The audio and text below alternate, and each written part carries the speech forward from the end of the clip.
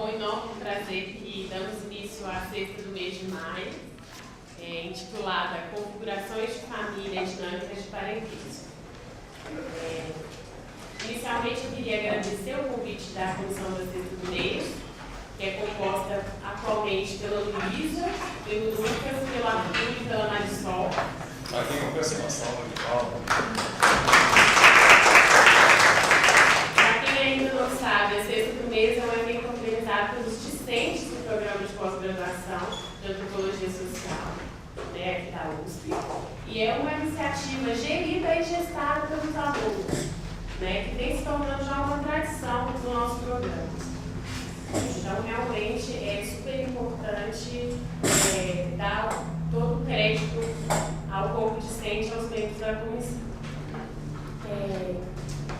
A gente também quer fazer aqui uma breve homenagem ao professor Antônio Cândido, que faleceu hoje aos 98 anos.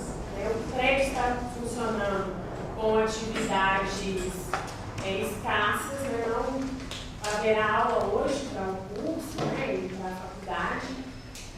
Como o evento já estava marcado, seria muito difícil reagendar. A gente manteve o evento, mas a gente quer aqui prestar homenagem ao Antônio Cândido, cujas obras foram super importantes na formação de uma geração de cientistas sociais e continuarão sendo, principalmente os parceiros do Rio Bonito, estudos sobre o caipira paulista e a transformação dos seus meios de vida, que a gente sempre se depara com eles nos cursos aqui da graduação, E para citar também a área de estudos de família, The Brazilian Family, o texto dele de 1951, que é muito usado também.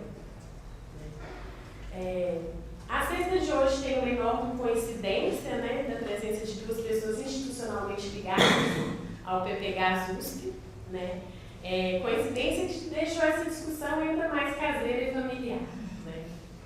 Márcio Silva é professor titular do nosso departamento de antropologia, é membro do Conselho Científico do Centro de Estudos Ameríndios aqui da USP e professor colaborador do Departamento de Antropologia da Universidade Autônoma de Barcelona desde 2006. Tem atuação nas áreas de etnologia sul-americana, estudos de parentesco e métodos computacionais. Dentre sua produção, destaca-se o livro Romance de Primas e Primos, uma etnografia do parentesco, com a Emilia Troari, que foi fruto do seu doutorado. Natasha Leal é professora da Univasf, Universidade Federal do Vale do São Francisco, campus Serra da Capivara. É mestre e doutora aqui pela Universidade de São Paulo, e o doutorado de sua autoria ganhou recentemente o prêmio de melhor tese em Ciências Sociais no ano de 2015, no concurso brasileiro de obras científicas e teses universitárias promovido pela Antones. E foi publicado com o seguinte título: Nome aos Bois, Zebus e Zebuzeiros e uma pecuária brasileira de elite. É pesquisadora do IBRIS, Grupo de Estudo e Pesquisa sobre Relações de Poder, Conflitos e Socialidades, aqui da USP e da UFSCar, e do NUAP, Núcleo de Antropologia da Política do Museu Nacional. Então, a gente inicia os trabalhos da sexta do mês, primeiramente com a fala do professor Márcio, em torno de meia hora. Depois a Natasha também com o mesmo tempo e a gente abre para as perguntas. Eu não sei o lugar direito. Tá legal? Sim. Tá bom? Vai gravar. Eu vou ter que tomar cuidado com tudo. Esse negócio de gravar... Não, eu adoro vocês todos. Eu vou dar mas a intimidade da sala de aula é algo que a gente está perdendo, Outro dia eu estava dando uma aula num lugar que eu não vou dizer qual, não era aqui não. Era num outro programa. E aí falei uma bobagemzinha. Um estudante botou no Twitter o que eu falei e depois ele pediu a palavra e falou que um monte de gente tinha falado isso e aquilo e tal. E era uma bobagem, uma pilhéria. Eu saí com uma sensação de que a perda desse espaço de intimidade vai ter um preço. Quer dizer, é claro que é legal, você vai registrar e assim pessoas que não estão aqui vão poder ver. Posso começar? Bom, então eu quero em primeiro lugar agradecer o convite dos organizadores da Ciência do Mês, e realmente cumprimentar todos os presentes. Eu fiz isso com alguns, agora eu vou falar a todos. O que eu preparei para essa apresentação não foi um texto, nem mesmo um pretexto, um pré-texto. O que eu vou fazer nesses minutos de intervenção é levantar duas questões sobre o tema proposto por esse seminário, família e parentesco, que apesar de serem independentes, essas duas questões que eu quero colocar, uma da outra, eu creio que de alguma forma se entrecruzam na reflexão antropológica sobre configurações de família e dinâmicas de parentesco. As duas questões são as seguintes, já vou adiantar. A primeira é a complexidade do tema e suas múltiplas possibilidades de abordagem e claro, de construção de objetos teóricos. E o problema número 2, em homenagem ao meu querido xará, nosso gordo, que está vendo aqui, e Tânis toda a semana que vem, eu quero falar dos grandes divisores que temos que superar no fundamento das reflexões antropológicas sobre o tema da família e do parentesco. Então vamos começar pelo tema da complexidade. No início de um texto sobre exatamente o tema proposto por esse seminário, intitulado A Família, Lévi-Strauss diz o seguinte, vou ler. Tão clara parece a palavra, tão próxima da experiência cotidiana à realidade que ela encobre, que o que se diz sobre família não deveria constituir um mistério. No entanto, os antropólogos descobrem a complicação até mesmo nas coisas familiares. E eu diria, é verdade. A família e o parentesco são fenômenos sociais complexos. Acabo de dizer o óbvio. Mas veja só, do fato de se ligarem visceralmente à vida social, suas manifestações quase nunca se apresentam isoladas de outras manifestações sociais, de outros aspectos da vida social. Por exemplo, cenas corriqueiras como as de um camponês que trabalha na roça com seu pai, de um político que transfere votos de seus eleitores para seu filho, sua filha, de uma viúva que reúne sua família, seus entes queridos, numa missa em memória de seu finado marido, e de uma transexual goiana que se prostitui em Milão para comprar uma casa própria para sua mãe, são manifestações da família do parentesco, são dados, a partir dos quais a gente vai fazendo essas teorias. Mas são também fenômenos da economia, da política, da religião, do gênero, da sexualidade e assim por diante. E isso não é tudo.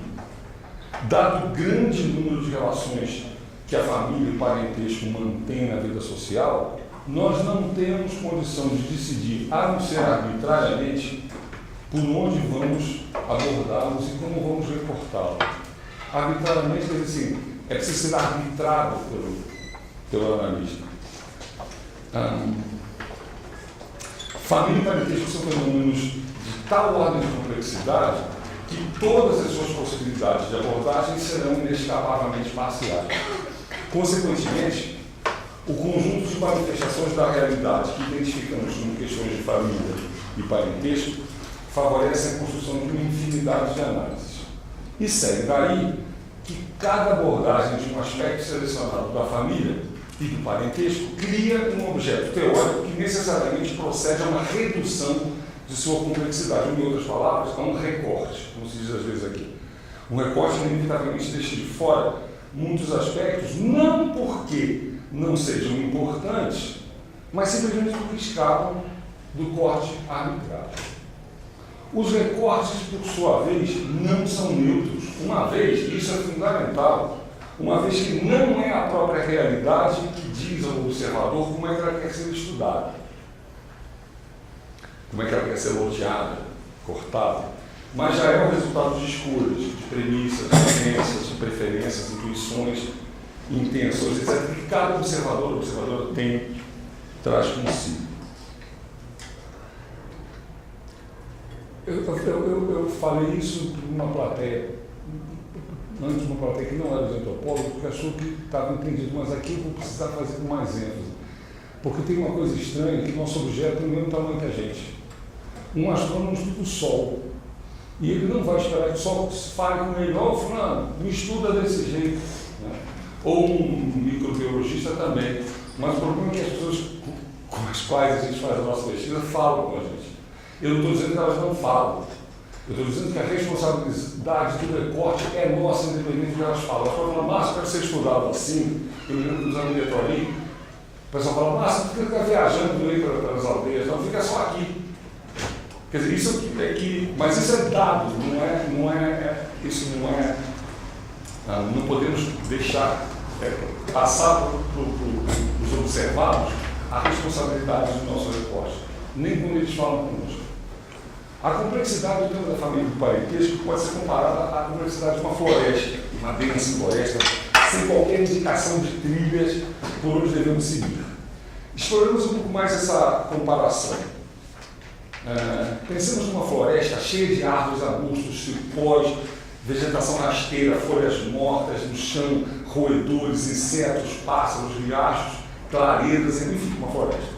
E diante dessa floresta, podemos imaginar 3 cartógrafos que decidem fazer 3 abstrações diferentes. Um deles elabora um mapa dos seus cursos d'água. Enquanto isso, o outro traça um mapa de suas ondulações, das ondulações do terreno. Né? E o terceiro, um mapa da cobertura vegetal. Então, diante da floresta do parentesco da família, acontece exatamente a mesma coisa. Podemos imaginar, por exemplo, um observador que decide fazer um mapa das classificações nativas que organizam cognitivamente o universo de parentes. Outro que se debruça, por exemplo, sobre as práticas matrimoniais em uma dada formação social. E um terceiro que elabora um mapa dos diferentes tipos de arranjos domésticos e distribuição desses tipos no espaço. Veja, as 3 abstrações cartográficas sobre a floresta são igualmente válidas e são igualmente úteis para alguém que deseja conhecer a floresta. Mas os 3 mapas, hidrografia, relevo e vegetação, dizem coisas diferentes. E desde que não inventem o quê? Desde que não inventam ou omitam rios, montanhas ou biomas, certamente serão úteis para traçarmos novas trilhas na floresta. O mesmo se diz dos mapas sobre família e parentesco que a antropologia construiu. Mas vamos continuar na floresta de verdade, né? Continuar. Eventualmente pode acontecer que os mapas produzam objetos em disputa. Por exemplo, uma mesma cascata, por exemplo, pode constar do mapa da hidrografia e do mapa do relevo. Isso acontece corriqueiramente nas ciências. Tomemos o carbono, por exemplo, né, que é um recorte da realidade do mundo disputado pela física, pela química, pela biologia e pela geologia, que eu saiba. E como o carbono, o parentesco e a família são recortes da vida social também disputados pela antropologia, pela sociologia, pela história, pela psicologia, pela psicanálise, pelas ciências jurídicas e assim por diante. Convém assinalar que essas disputas não acontecem só entre disciplinas diferentes, mas às vezes dentro de uma mesma disciplina. Um caso que me parece exemplar é a famosa disputa na física sobre a luz. O que é a luz? E extrair dessa disputa uma lição importante para a antropologia. Há 2 teorias sobre a luz hoje. Uma se chama teoria corpuscular, que diz que a luz são os corpúsculos, e outra que diz que luz é onda. A teoria corpuscular privilegia os aspectos do fenômeno luminoso que dizem respeito à sua propagação. Mas, por exemplo, as cores escapam do seu entendimento.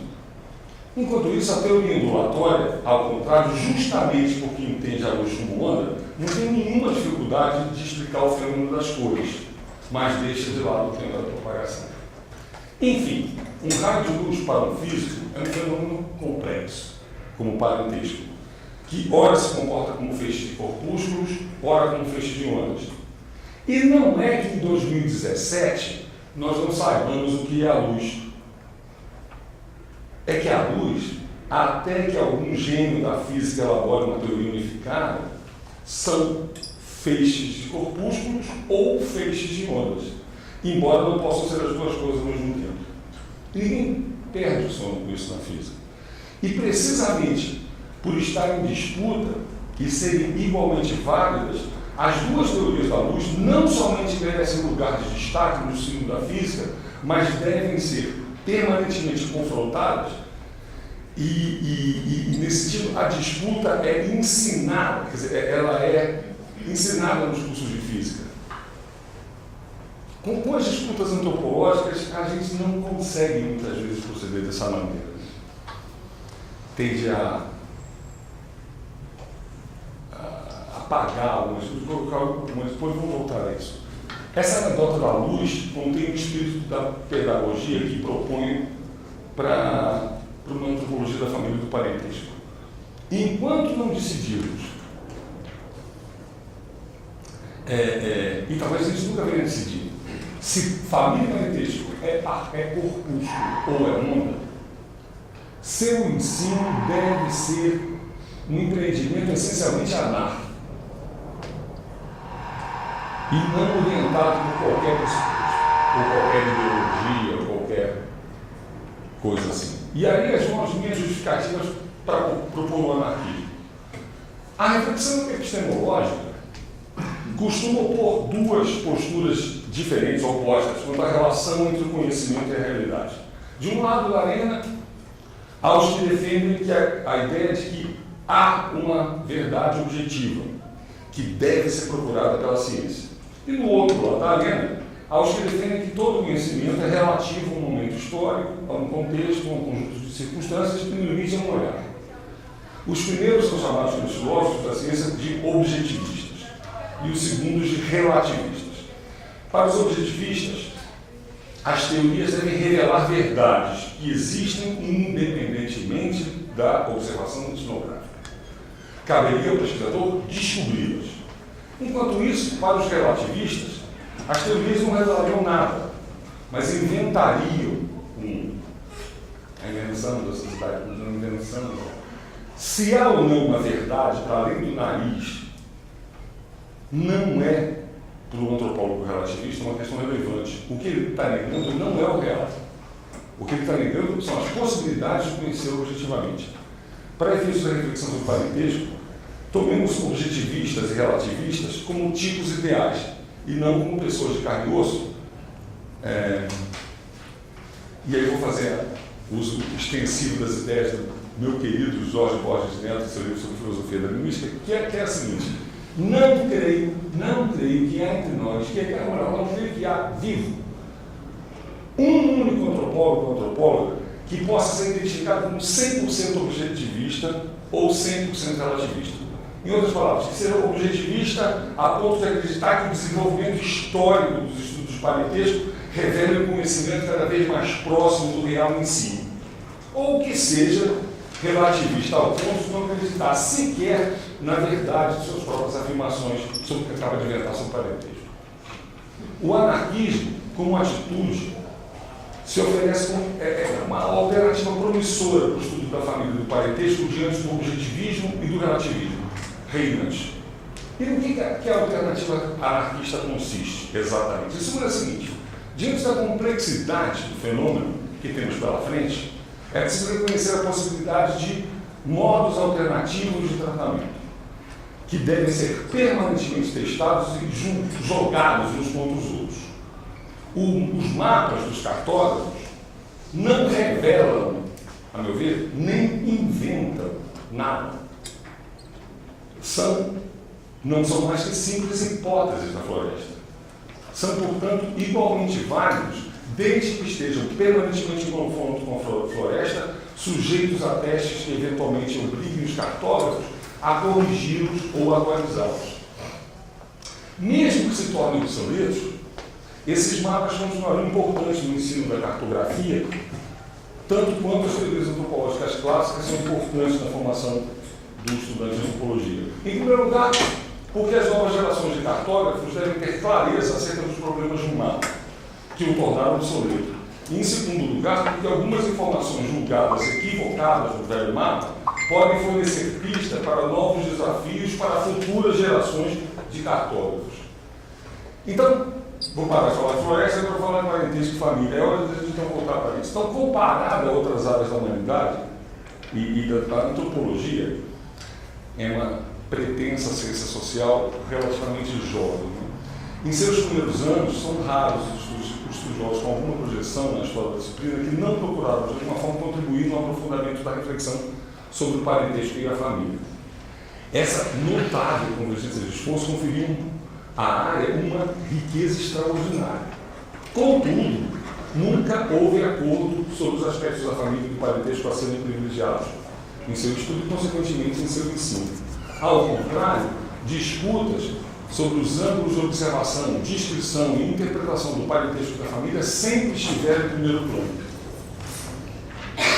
Ao longo de um século, os autores da disciplina, que nunca estiveram de acordo, é curioso, isso desde o começo, desde Morgan, desde que se engalfinhou com Mark Lenin, enfim. Eu escrevi algumas disputas que foram sempre, desde essas primeiras, mantidas, amplificadas, multiplicadas e dispostas em perpétuo desequilíbrio, roubando uma fórmula dos mitos dos Levi-Strauss. Como um desmento os embates de Kreber versus Morgan, Rivers versus McLennan, River versus Kroger, Malinowski versus River, Kreber versus Morgan, Rotart versus Malinowski, Radcliffe Brown versus Morgan, Levi-Strauss versus Radcliffe Brown, Dumont versus Fosse, assim por diante. Precisamente pelo acúmulo de disputas tão intensas, os estudos de família e parentesco consagraram-se como área de ponta e de pesquisa básica na antropologia. Mais que a história da antropologia, que nos últimos 50 anos as questões de família e parentesco deixassem de ocupar o centro do palco. Mas seria equivocado concluir que as disputas tenham sido esgotadas. Ao contrário, no período clássico, o parentesco foi tomado como uma espécie de constante cosmológica da cultura humana. Esse período produziu duas grandes teorias de ambição universal, a teoria da descendência e a teoria da aliança, além de métodos rigorosos para o estudo de suas diferentes manifestações. Em meados do século XX, o vulcão do parentesco entrou novamente em erupção, que a rigor não cessou até hoje, que promete ainda muita lava e muitos fluxos piroclásticos. Né? Nesse novo período se iniciam debates que ficaram conhecidos como a natureza do parentesco, qual é Gellner versus Witt, relação de genealogia e categoria, Neberluse e Scheffer, nascimento virgem, Litis, Pyro, etc. Novas preocupações teóricas passaram a dominar os estudos de parentesco e seu ensino. Entraram na ordem do dia questões como o que o parentesco exatamente é, what kinship is all about, que fenômenos ele compreende, é possível supor um domínio universalmente reconhecido enquanto tal em todas as sociedades humanas e assim por diante. Nesse novo quadro, em um dos livros de maior impacto dos últimos anos, David Schneider argumenta que os estudos de parentesco, desde sua fundação, repousam sobre uma doutrina da unidade genealógica da humanidade que nada mais é do que o senso comum do Ocidente, surrado. Que essa doutrina se resumiria a dois postulados absolutamente etnocêntricos: o de que parentesco é universal, tem a ver com relação cultura e natureza. Morgan diz, é o reconhecimento social de relações naturais. Nossa disciplina é fundada sobre essa oposição, uma cultura. E de que o parentesco tem a ver com a reprodução humana e processos a ela concomitantes, a família também. Nos últimos 30 anos, Schneider fez um mundo de seguidores, mas também colecionou muitos críticos. Aqui no Brasil se conhece mais os apoiadores do que os críticos. Então eu vou para o outro lado. E assim chegamos a 2017, quando talvez não seja exagero afirmar que o único consenso que os especialistas em família e parentesco ainda mantêm é de que todos os seus colegas estão errados. Críticas como a de Schneider tiveram relevância indiscutível para o refinamento da reflexão sobre parentesco. E, claro, revisão de pressupostos e premissas, métodos, livrando os estudos de família e parentesco de uma série de arcaísmos. Portanto, não podemos responsabilizar Schneider pelo modo como suas ideias foram recebidas por alguns colegas aqui no Brasil e nos Estados Unidos, por exemplo. Em muitos centros de ensino da antropologia, teses como a de que o parentesco seria mais um non-subject, é difícil traduzir non-subject, seria um objeto inexistente, mas é subject em inglês, é sujeito, é um sujeito inexistente, foram interpretadas, aqui no Brasil, em vários lugares, como uma espécie de senha de militar, como ordem de comando para a tropa, de que o ensino do parentesco e da família devia se retirar do campo de batalha da formação dos antropólogos, né? E os efeitos desse mal-entendido foram duplamente nefastos. Por um lado, afastaram para áreas de sombra das monografias fenômenos não só teoricamente interessantes, mas em certos contextos etnográficos inescapáveis. E por outro lado, isso foi ainda mais perverso, o refluxo dos estudos de família e parentesco colaboraram na redução da taxa de controvérsia por metro quadrado da disciplina a níveis preocupantes. Controvérsias me parecem ser o único antídoto diante de uma paisagem disciplinar cada vez mais segmentada em paróquias fechadas em pequenas salas de grande congresso. No último que eu fui no Uruguai, tive um congresso no Uruguai, diferentes ângulos da floresta do parentesco e da família, ameríndios, eram tratados em 3 salas separadas. Uma voltada às questões de gênero, outra voltada à noção de pessoa, e a outra à noção de relacionalidade, relatedness, que foi nessa que eu fui.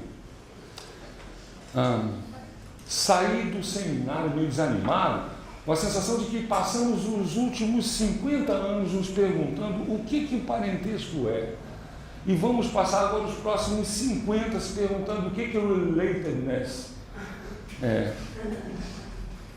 Bom, o que aconteceu no último congresso da RAM foi que deixamos escapar em Montevidéu uma extraordinária oportunidade para a retomada dessas controvérsias. Por essa razão, é preciso louvar a iniciativa dos organizadores do Sexta do Mês. E são de iniciativas como essa, que juntam, né, é que depende, na minha opinião, o futuro da antropologia, né, como disciplina. O anarquismo traduz uma aposta de que modelos analíticos sobre família e parentesco, de tradições diferentes, devem ser propositalmente sobrepostos na expectativa de que a relação de simultaneidade entre eles produza novos sentidos, exatamente como nos contrapontos musicais, em que 2 linhas melódicas ou mais são concebidas levando-se em conta a sua simultaneidade. Cada uma dessas linhas, tocada isoladamente, provoca uma dada sensação no espírito. Mas, se tocadas simultaneamente, produzirão novas e inesperadas sensações. Você está me entendendo? Tem volta? 5 minutos? Tá. São precisamente essas impressões inesperadas que definimos como a meta que deve ter o ensino da antropologia em modo geral e do parentesco da família em particular. E com isso eu quero tentar correndo no tema dos divisores que acabou sendo prejudicado. O ponto é mais ou menos o seguinte: os estudos comparados de configurações de famílias e dinâmicas de parentesco forneceram combustível suficiente para a consolidação da antropologia como disciplina, como eu já falei. Por um período, o estudo do parentesco da família de sociedades exóticas dominou o espaço disciplinar, como um desmento às hipóteses de Rivers sobre Toda, Malinowski, Trobian, Forte nos Achante, Ford, entusiasta, Nuer, etc. E do outro lado do Atlântico era igual, porque você tinha Krebenetz, Yurok, Lowitz, Shoshone, Kroll, Margaret Mead nos Manos, na Ilha de Manos, etc. Bom, é uma relação completa, um who's who da antropologia do século XX. Mas, repetindo o que eu acabei de dizer, todas essas pesquisas clássicas sobre família e parentesco se voltaram fundamentalmente para povos exóticos. Esse quadro começou a mudar em meados do século XX, quando a disciplina assistiu ao desenvolvimento das primeiras pesquisas sobre parentesco e família nas sociedades complexas, sociedade de tradição ocidental, que rapidamente passaram a compartilhar o espaço disciplinar antes ocupado exclusivamente pelo estudo dessas chamadas sociedades exóticas. Eu estou usando o rótulo complexo e exótico, que acabo de empregar, não estão por acaso. Complexo não é antônimo de exótico, não é o contrário de exótico. Como a meu ver, não são antônimas as problemáticas levantadas pelos estudos forjados em ambas as tradições. Curiosamente, no mesmo sentido que Márcio Goldman e Frederico Nebel, em uma proposta de mesa redonda organizada na ABA há quase 20 anos, intitulada Sobre Grandes Divisores, Etnologia das Sociedades Indígenas, Antropologia das Sociedades Complexas, se por um lado, olha que coisa interessante, o florescimento dessa nova vertente de estudos repousava sobre uma crítica ao grande divisor, nós, eles, afinal, o parentesco não era importante só entre os Nuer e o Tobiandese, mas era também importante em Chicago, né? Por outro lado, foi a própria disciplina que tendeu a se dividir entre aqueles que estudam as outras sociedades, as outras famílias exóticas, e aos que se dedicam a estudar a própria sociedade e as próprias configurações de parentesco complexas. O estranho efeito dessa segregação foi tornar um diálogo efetivo entre os campos do parentesco da família exótica e do parentesco da família complexo mais tênue do que no momento em que se aceitava a existência de dois tipos de sociedades. Enfim, tudo se passa como se todos nós nos coloquemos contra os grandes divisores que nossa disciplina não se produzir, mas pouco esforço fazemos para superá-los.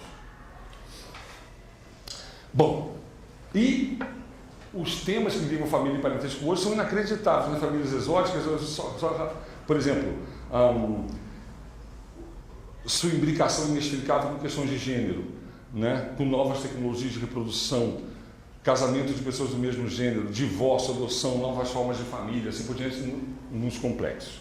E nos exóticos, concepção de pessoa e corpo, germanidade, estratégia e práticas matrimoniais, redes empíricas de alianças, sistemas terminológicos, por aí.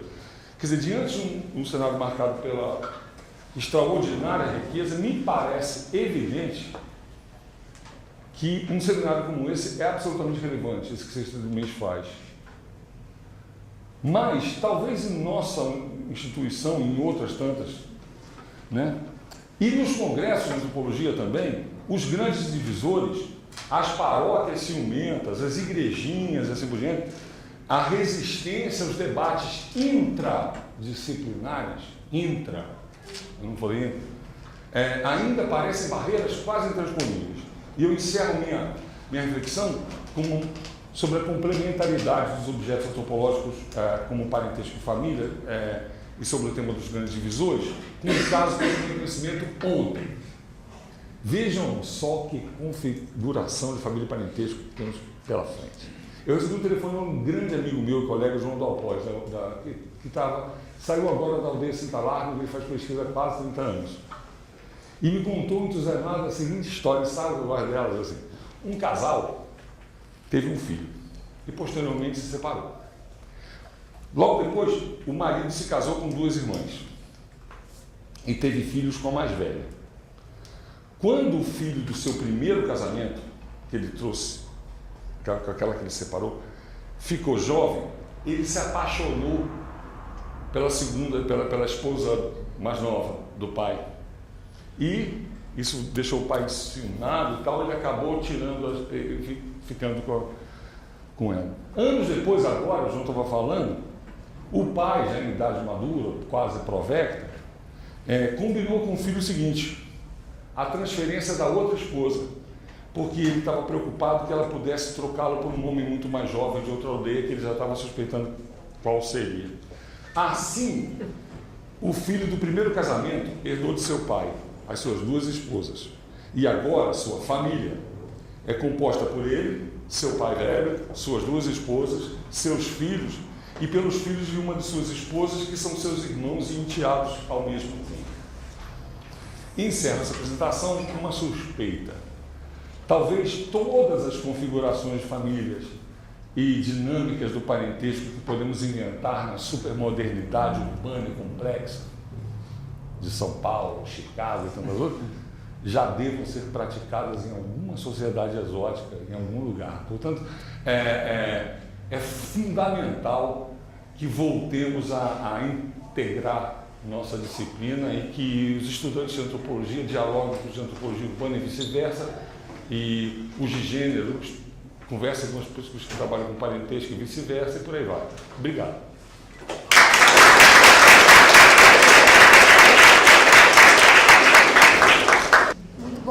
volta a casa hoje, em contato com a gente legal, de novo.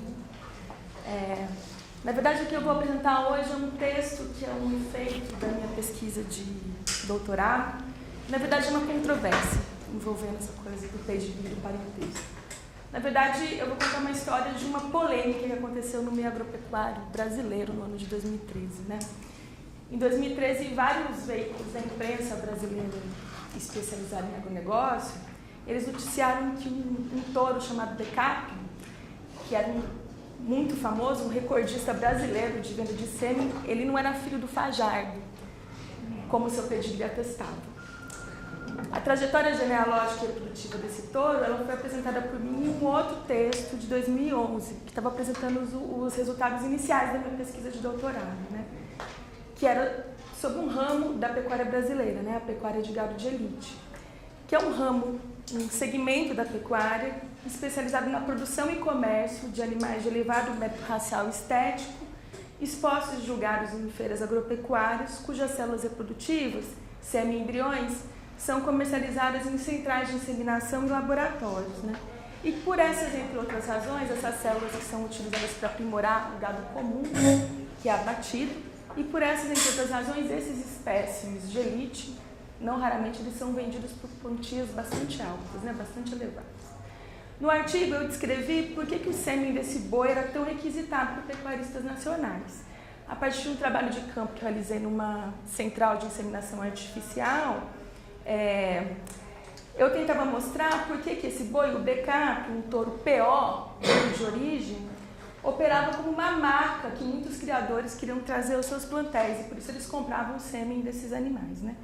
O Becap era considerado um importante raçador, uma Coca-Cola, conforme me falou o veterinário que trabalhava na central, porque ele era filho exatamente de um dos mais belos exemplares da raça Nelore, o Fajardo. O que eu não poderia prever é que, passados alguns anos, precisamente o parentesco entre o Fajardo e o Becap seria essa grande protagonista de uma polêmica no mundo do agronegócio brasileiro, né? Bom, a descoberta da verdadeira paternidade de Becap, ela se deu porque a central de inseminação responsável por comercializar esse material genético, em parceria com a Universidade Paulista, participou de um estudo pela aplicação genômica dos principais reprodutores da raça Nelore no Brasil, né? A pesquisa queria organizar um banco de material biológico através de genotipagem de marcadores moleculares. O que ela queria era encontrar em reprodutores brasileiros, cujo sêmen era bastante comercializado no Brasil, certos genes que permitissem prospectar a melhora da produção, como, por exemplo, encontrar genes capazes de indicar a pureza, a maciez da carne, ou mesmo tendência a alguma doença ou anomalia, né? O fato é que todos esses animais que participaram do estudo foram submetidos a exames de DNA, e entre eles o Becap. O fato é que a genealogia produzida a partir das informações genômicas desse touro era conflitante com seu registro genealógico oficial, emitido pela Associação Brasileira dos Criadores de Gado Zebu. E tão logo que se atestou que a genética de Becap não era compatível com a de Fajardo, se descobriu que seu pai era um outro reprodutor, o touro Gabinete. Diante dessa descoberta, a Central de Inseminação lançou uma nota da imprensa para tentar esclarecer a questão, e a Associação Brasileira dos Criadores de Zebu, que é a instituição responsável por controlar esses registros genealógicos, ela não só se comprometeu a alterar o registro genealógico desse touro, mas de seus vários descendentes, como também passou a investigar, através de outros exames de DNA, uma série de reprodutores comercializados no Brasil, né? Mas algo nessa polêmica com o Becap ficou no ar, né? Ninguém explicou exatamente como teria sido produzida essa falsa paternidade do touro. Seria fruto de um erro na manipulação das paletas de sêmen, que deram origem a esse animal, ou seria mesmo uma manipulação intencional do seu pedigree? Não cabe aqui investigar isso, né? Vamos deixar isso para as instituições que regulam esse mercado. Mas toda essa polêmica suscita questões em torno dos efeitos produzidos pelo pedigree, né? Então, o que exatamente esses pedigrees bovinos produzem? E mais ainda, como são produzidos esses pedigrees? Essa comunicação aqui pretende responder essas questões. Tomando como ponto de partida essa polêmica com o BECAP, e em diálogo com uma literatura antropológica, que trata da centralidade das genealogias na produção de parentesco de humanos e não humanos, pretende descrever aspectos desse mercado de gado de elite brasileiro. Ademais, você vai discutir se os avanços das biotecnologias, como exames de DNA, seriam capazes de alterar os sentidos desse artefato, que é tanto o registro das relações entre ascendentes e descendentes, capaz de documentar linhagens, famílias e atributos hereditários, quanto o mecanismo que atesta e produz pureza e distinção.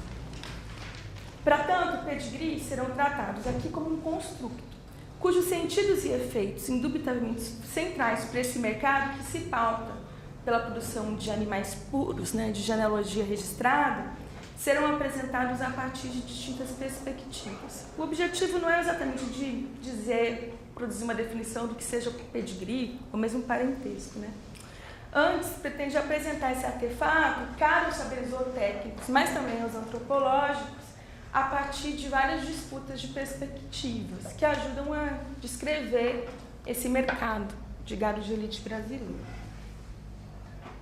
Tá tranquilo?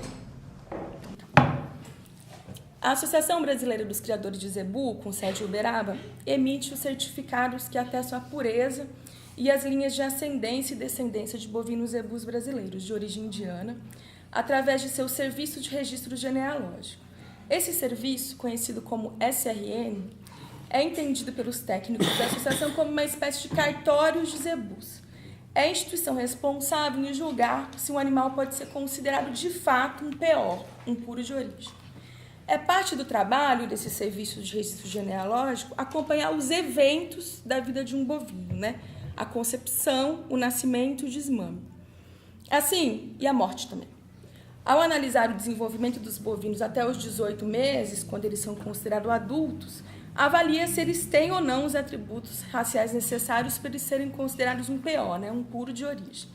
Aos criadores interessados que seus espécimes tenham pedigree, cabe informar a associação a ocorrência desses eventos. Tem que avisar quando nasceu, quando desmamou, Para que técnicos da associação venham até as fazendas para avaliá-los. Mas os criadores também são responsáveis por fornecer uma informação não menos fundamental. Quem são os genitores da res?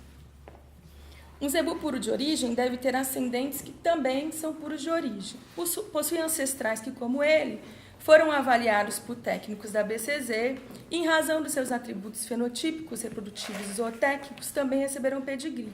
Um PO, tal qual atestam os certificados de registro genealógico, é pelo menos filho, neto e bisneto de outros POs, Certa vez, um criador entusiasta desse serviço, de registro genealógico, que é de uma família que há 4 gerações seleciona zebus, em uma conversa, ele afirmou que as linhas de ascendência e descendência expressas em genealogias são capazes de documentar as potencialidades de uma espécie.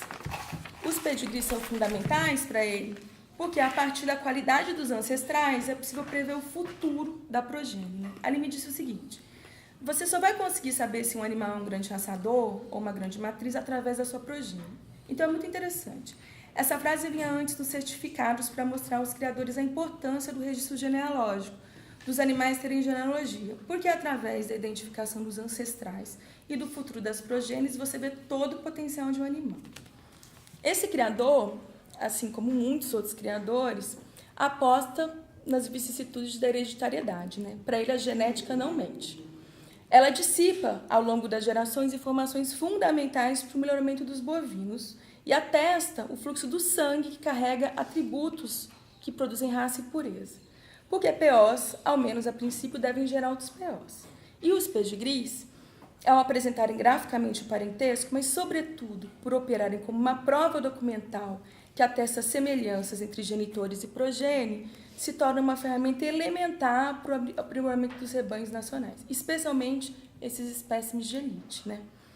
Por essas razões, a associação se empenha em evitar a falsificação de certificados de registros genealógicos. Eles são fundamentais para que os zebus POs angariem um maior valor de mercado.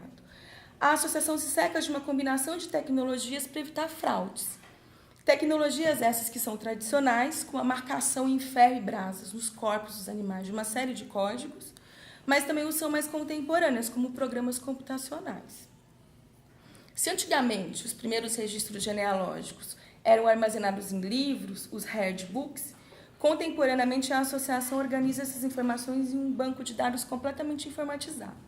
Com um comando simples, é possível acessar a genealogia de cada animal, quando nasceu e desmamou, e se a res for reprodutora, quantas doses de sêmen ou embriões produziu.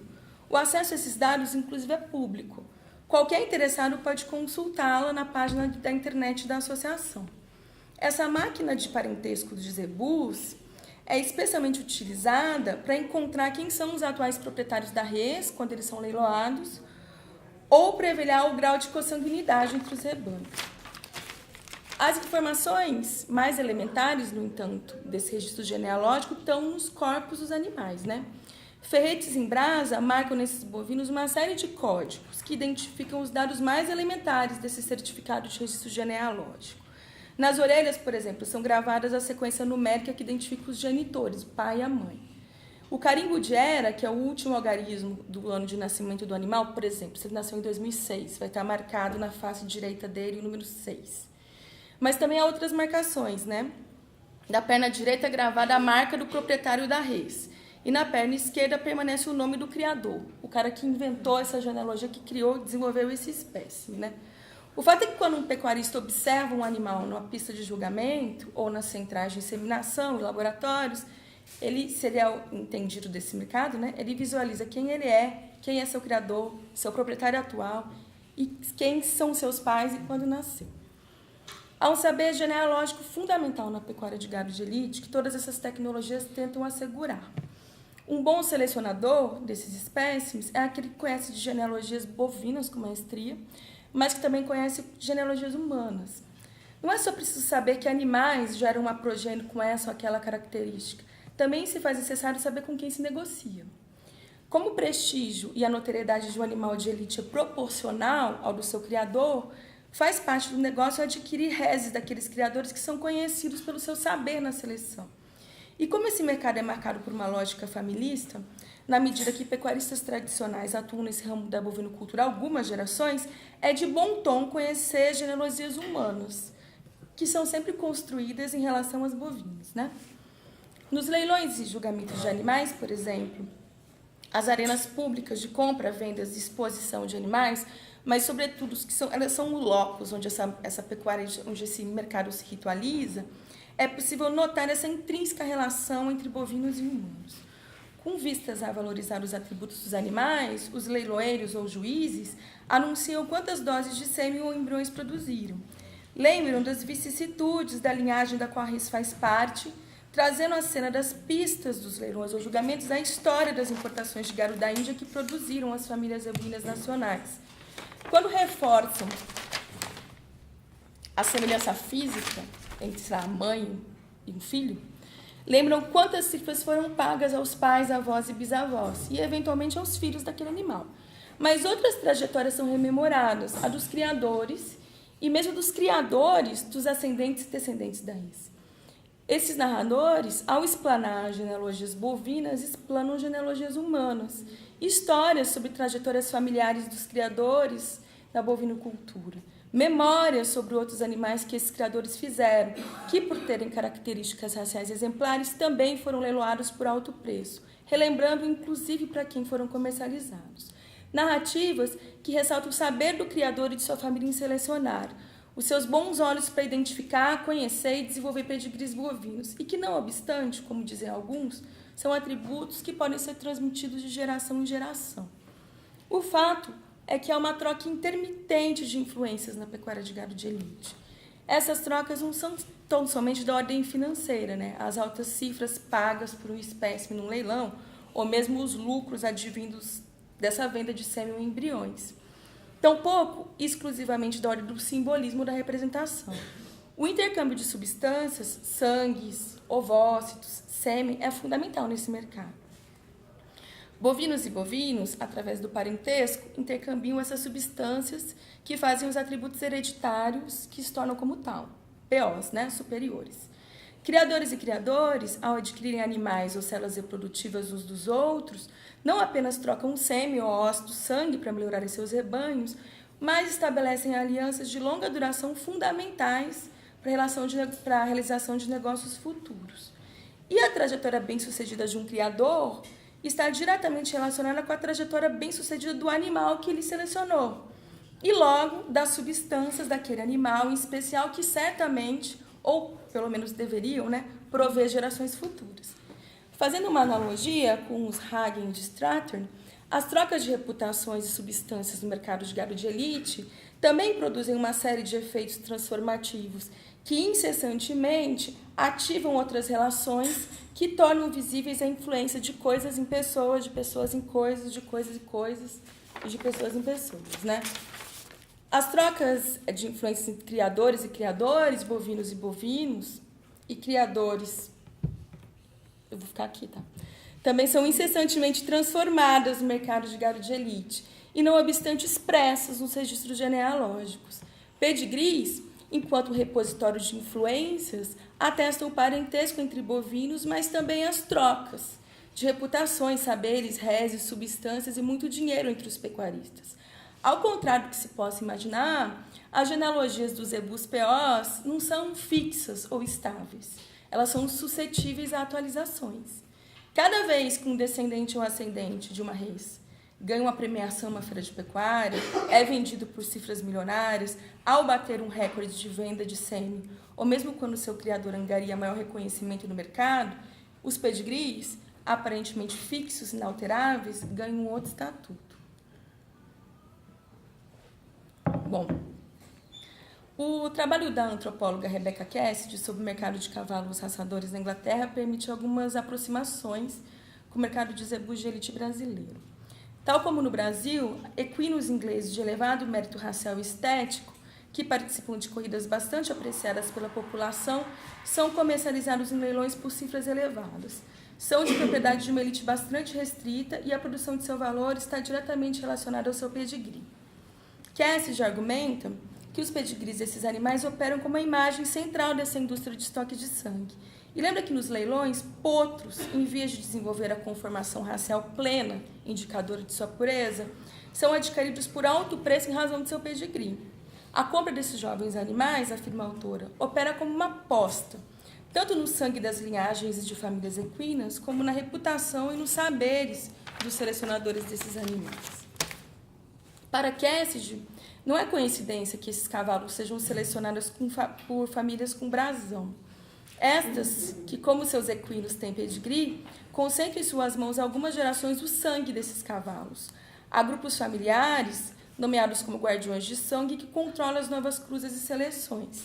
O mercado inglês de cavalos raçadores, afirma a autora, passa pelo crivo dessas famílias. Está orientado por um idioma de parentesco que relaciona humanos e não humanos. O mercado de zebus reprodutores do Brasil também se faz através de uma retórica de parentesco. Tal como descreve Cassidy sobre o mercado de cavalos raçadores, algumas gerações, algumas famílias de zebuzeiros selecionam algumas famílias de zebus.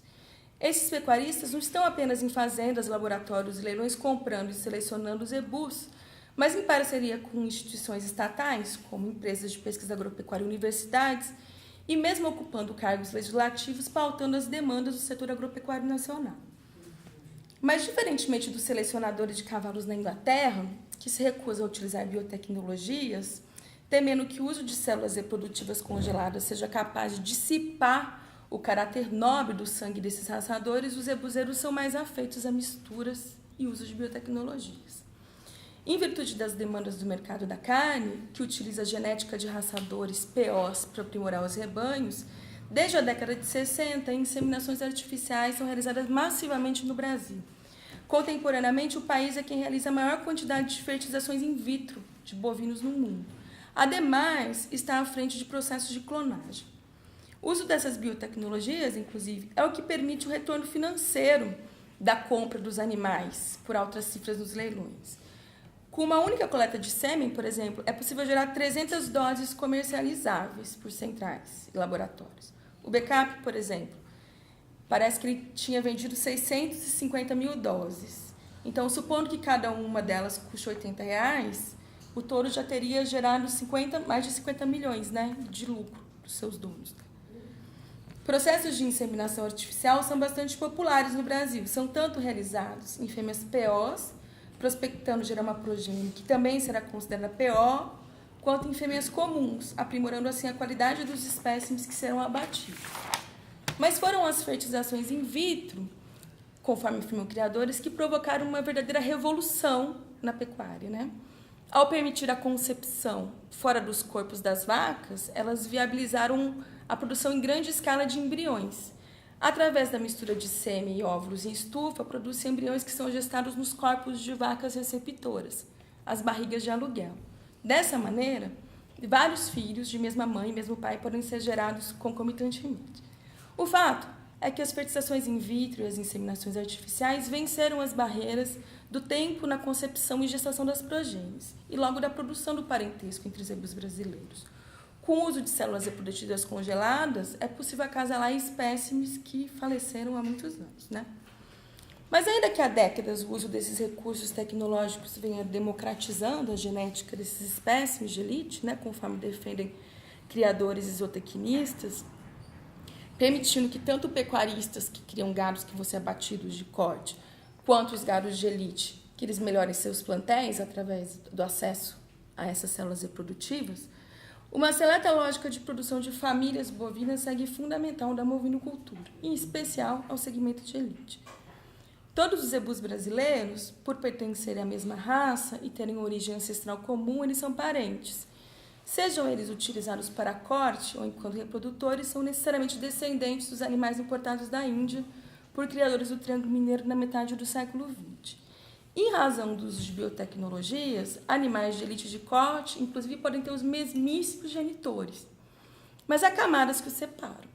Isso é tanto dado pela diferença no manejo entre esses espécimes, porque um espécime de corte, no fim das contas, ele é criado para ser abatido, e um espécime de elite para ser um modelo racial, a ser comercializado no leilão e ser julgado, quanto pela centralidade dos pedigrees na pecuária de elite. Um pecuarista de gado de corte, como um de elite, ele está atento à produção de animais de raça. E, por isso, utiliza essas células reprodutivas de espécimes POs. Mas seu gado, ao ser abatido, não angariaria mais preço se ele tiver registro genealógico. Ele vai ser pago em virtude do peso da carcaça, né? E isso produz uma diferença elementar nos sentidos que o parentesco tem para espécimes de corte e espécimes de elite. O trabalho de David Schneider sobre o parentesco euro-americano dá algumas pistas para entender a produção de pedigrees dos zebus brasileiros. O antropólogo defende que nos Estados Unidos o parentesco é definido sobretudo em termos biogenéticos. As leis, os costumes e o casamento, todavia, baseados em relações de aliança e afinidade, também podem produzir parentesco. O status dessas relações pode ser alterado. Com o fim de um matrimônio, esposa e marido deixam de ser parentes, né? Mas para os americanos, segundo Schneider, tudo aquilo que é da ordem da biologia é imutável. Ao analisar o potencial da substância do código, conforme a ideia do parentesco nos Estados Unidos, Schneider trabalha com os efeitos da combinação e separação desses elementos.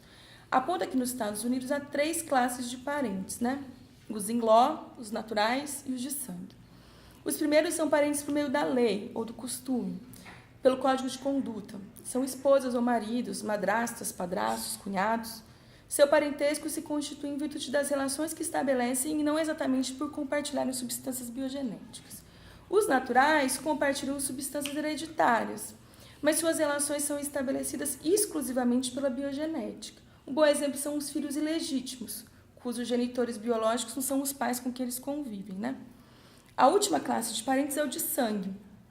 Estes, pais, mães, filhos, irmãos, tios, tanto compartilham as substâncias quanto os códigos de conduta. Suas relações são definidas pela lei e pela biologia, porque o sangue, segundo Schneider, é uma substância que gera vínculos que estão além do compartilhamento de atributos biogenéticos. Ele produz relações de identidade. Além da constituição biológica comum, o mesmo sangue é capaz de gerar efeitos no temperamento, na fisionomia e nos hábitos.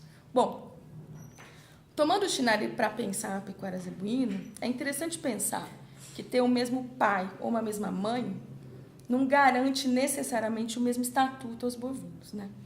Para um espécime de corte, basta ter uma herança biogenética, as substâncias que garantem uma conformação racial. E as tecnologias reprodutivas, indubitavelmente, contribuem para isso, né? Já os animais de elite, é necessário a substância e o código de conduta, né? O sangue, os genes, a influência de seus selecionadores, dos criadores de seus selecionadores, dos prêmios ganhos em feiras de pecuária, da quantidade de sêmen ou ovócitos comercializados, dos índices de produtividade expressos em programas de melhoramento, em suma, tudo aquilo que processualmente produz seu pedigree.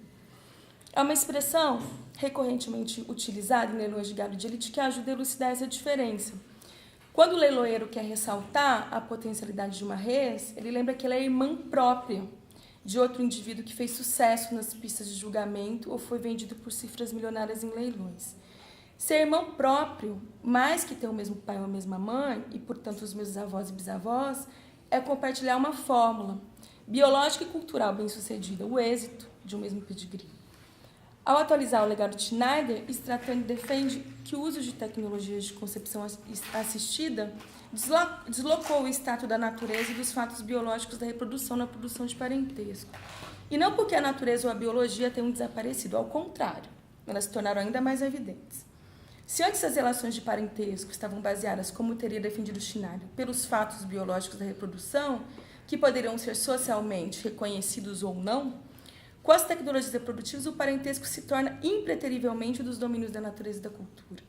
Quanto mais tecnologias explicitam os efeitos da natureza na produção de parentesco, defende Stratton, mais regulamentação e intervenção social são necessários para determiná-los. Isso parece ter algumas ressonâncias na produção dos pedigrees e do parentesco entre bovinos do mercado de elite, né? A produção de pedigrees na pecuária de gado de elite torna atributos transmitidos hereditariamente um conceito. Em associação com as tecnologias reprodutivas, permite muito mais que a expressão de vínculos biogenéticos. Espécimes PO são, sobretudo, um modelo genealógico, mas também estético reprodutivo, que, por sua excelência, quer ser replicado.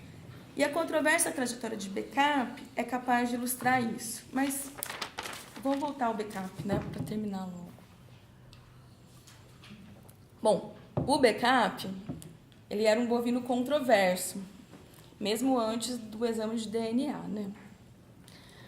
Apesar de ele ser um PO, ele tinha um chifre protuberante, torto, distinto do padrão de sua raça.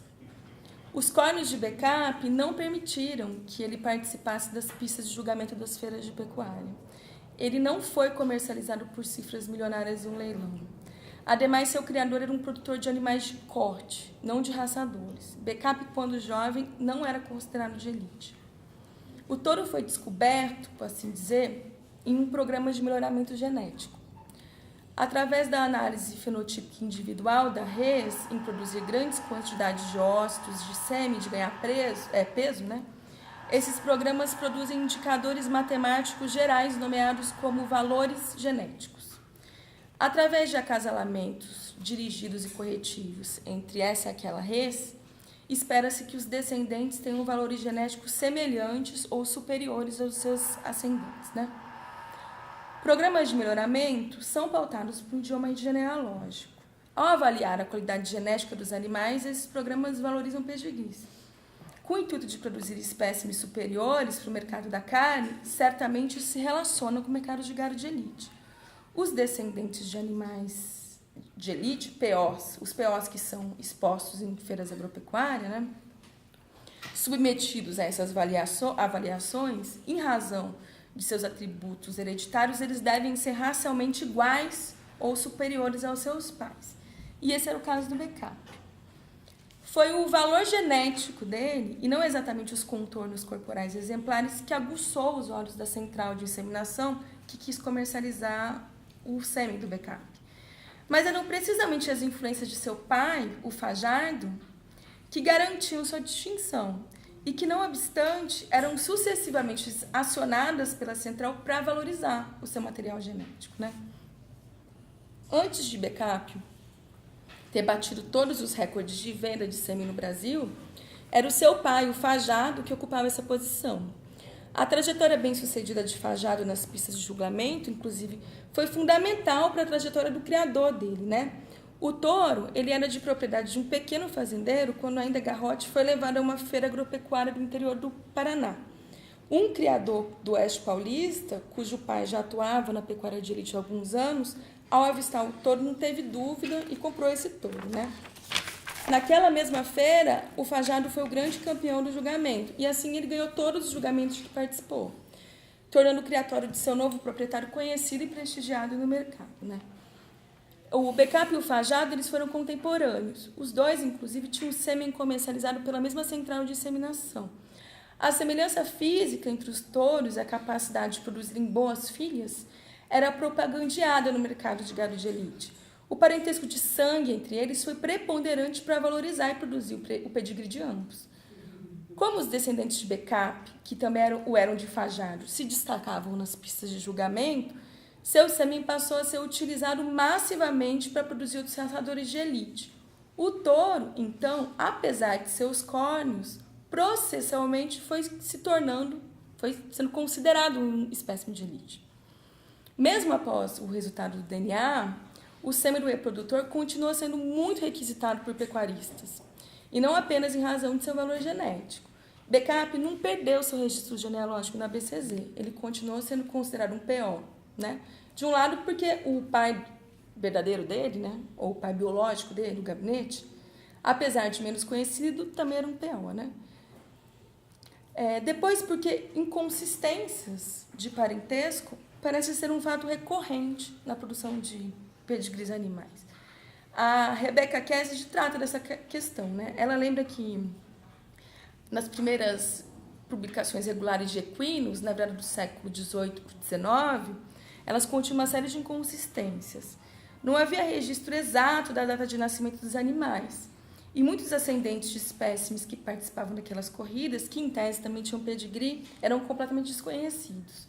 Alguns livros genealógicos desenvolvidos por criadores específicos, segundo a antropóloga, eram ficções que queriam atestar a qualidade de certos traçados genealógicos da concentração de bom sangue em certas linhagens. No caso brasileiro não é diferente. Em virtude da proibição da importação de raçadores indianos em certo período, alguns botijões de sêmen chegaram ao Brasil e alguns criadores, com vista a melhorar seus rebanhos, usaram esses animais e omitiram quem eram seus verdadeiros genitores, né? O fato é que a falsa paternidade do Becap não era exatamente uma novidade, mas a possibilidade de submeter raçadores a exames de DNA ilumina uma velha e onipresente questão dessas indústrias de estoque de sangue de animais, né? A falsificação do parentesco nos registros genealógicos. Em outro contexto etnográfico, mas que também trata dos efeitos produzidos pelo DNA, a Cláudia Fonseca indaga se a garantia pela justiça brasileira de realização de exames de paternidade de fato assegura o protagonismo feminino, né? De maneira provocativa, ao evocar uma célebre personagem da literatura brasileira, Capitu, ela analisa que, se de um lado esses exames permitiram o acesso a direitos, como, por exemplo, pensões alimentícias, concomitantemente colocaram em xeque uma possibilidade de escolha que, antes do advento da biotecnologia, ficava a cargo das mulheres, né, em definir quem seria o pai dos seus filhos. Fazendo uma analogia com os enunciados de Fonseca, a paternidade dos zebus de elite brasileiro, antes dos exames de DNA, também era uma escolha assegurada pelos criadores dessas reses.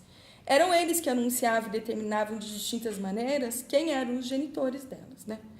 Do ponto de vista da transmissão de caracteres hereditários, a escolha dos pais do bovino, ao permitir o controle dos caminhos do sangue, é essencial para o melhoramento dos rebanhos e, não obstante, deve estar expressa em pedigrees.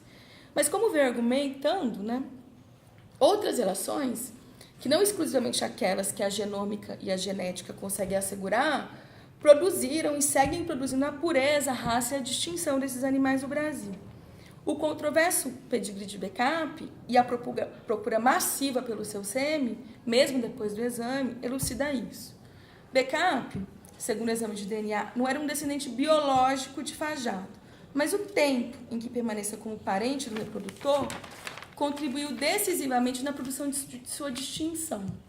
Parodiando Schneider, se o pedigree de Becap atualmente não garante a biogenética de Fajardo, indubitavelmente continuou garantindo sua distinção pelo código de conduta, enquanto repositório de memórias, reputações e uma série de influências transformativas que sucessiva e contraditoriamente asseguraram seu valor.